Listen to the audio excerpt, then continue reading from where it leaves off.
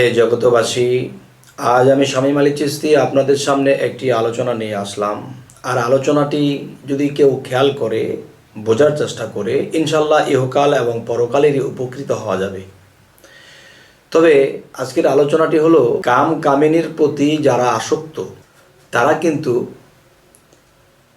যে মৃত্যুর পরে তাদের কি হবে সেটা হলো পরে, কিন্তু বাস্তব জীবনে তাদের কি হবে, যে আল্লাহ কিন্তু বলেছিল বৎসরে একবার, আর নবী বলেছে হে আল্লাহ আমার উম্মতেরা অল্প হায়াত পাবে এবং তারা এরকম পরিস্থিতি জীবনে আসবে তাদেরকে মাসে একদিন দেওয়া হোক।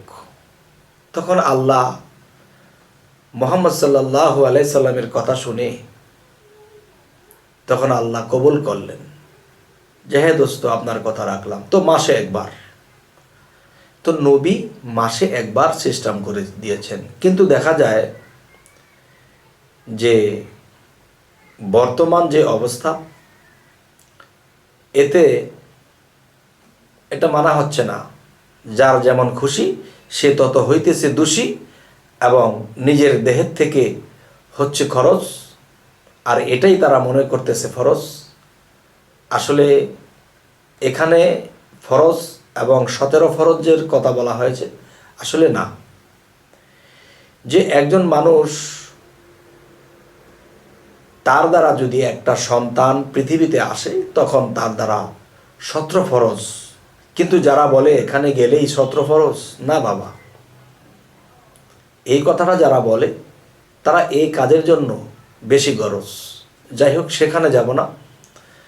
তো আজকের যে আলোচনাটি সেটা আমি বোঝাতে চাই, যারা অতিরিক্ত এই নারী কাম প্রেমে লিপ্ত, টাইম নেই গান নেই, যারা এভাবে সেভাবে চলছে এবং অতিরিক্ত এখানে গমন করছে,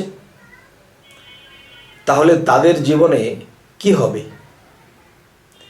যেমন একটা মানুষকে যখন জবাই করা হয় তখন কিন্তু এই জিনিসটা পাবে না। যৌবনের যে টলমলো যে পানিটুকু, এটা জবাই করলে কাউকে পাবে না। তাহলে এটা কোত্থেকে আসে?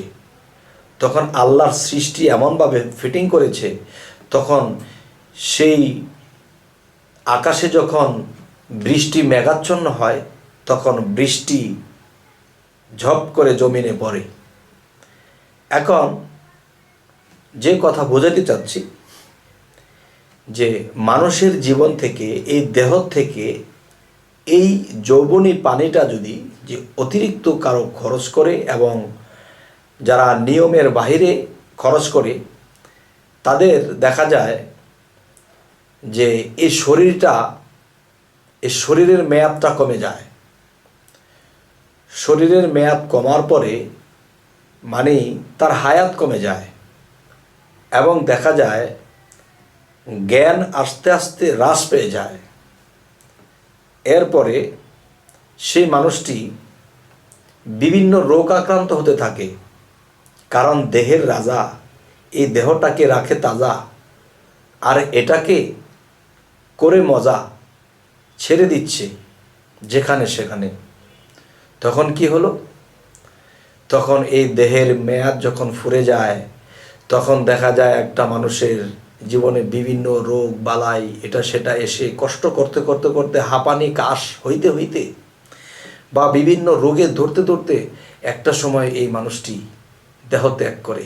তখন কিন্তু সে আল্লাহর কাছে পড়বে ধরা। তো এই জিনিস যারা কন্ট্রোলে নিয়মের মধ্যে থাকে তখন তারা ইহকালে আল্লাহর কাছে ভালো, পরকালেও আল্লাহর কাছে ভালো, এবং পরকালেও তাদের হাসরের দিন তাদের কপালে দেখা যাবে আলো।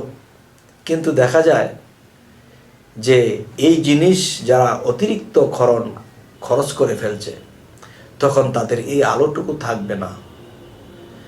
তো হে জগতবাসী, আজকে যে আলাপটুকু বোঝাতে চেয়েছি যে এটাই উদ্দেশ্য, যে আমরা হাঁপানি, বিভিন্ন রোগ এটা দুর্বল, কিডনি দুর্বল, হার্ট দুর্বল, বিভিন্ন কিছুতে যখন মানুষকে পেয়ে যায়, তখন বুঝতে হবে যে এই মানুষটি বয়স হওয়ার আগেই সে এইসব রোগে আক্রান্ত হয়ে গেছে। কেন? যে তার মধ্যে যে তাজা দেহের মধ্যে ছিল, যেই রক্তের সাথে কীট মিশে হয়েছিল তাজা, এটাকেই সে নষ্ট করে ফেলেছে।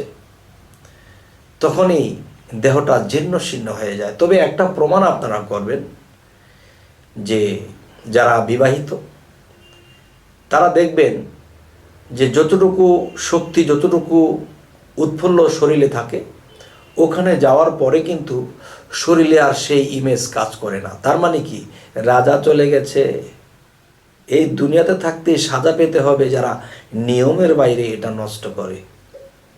তো যাই হোক, আমি কিছু ইঙ্গিতের মাধ্যমে কিছু কথা বলার চেষ্টা করলাম। তো হে জগতবাসী, যদি আমাদের এই চ্যানেলের আলাপ যদি আপনাদের ভালো লাগে তো অবশ্যই সাবস্ক্রাইব করুন।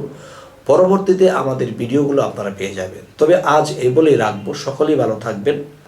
আল্লাহ হাফিজ।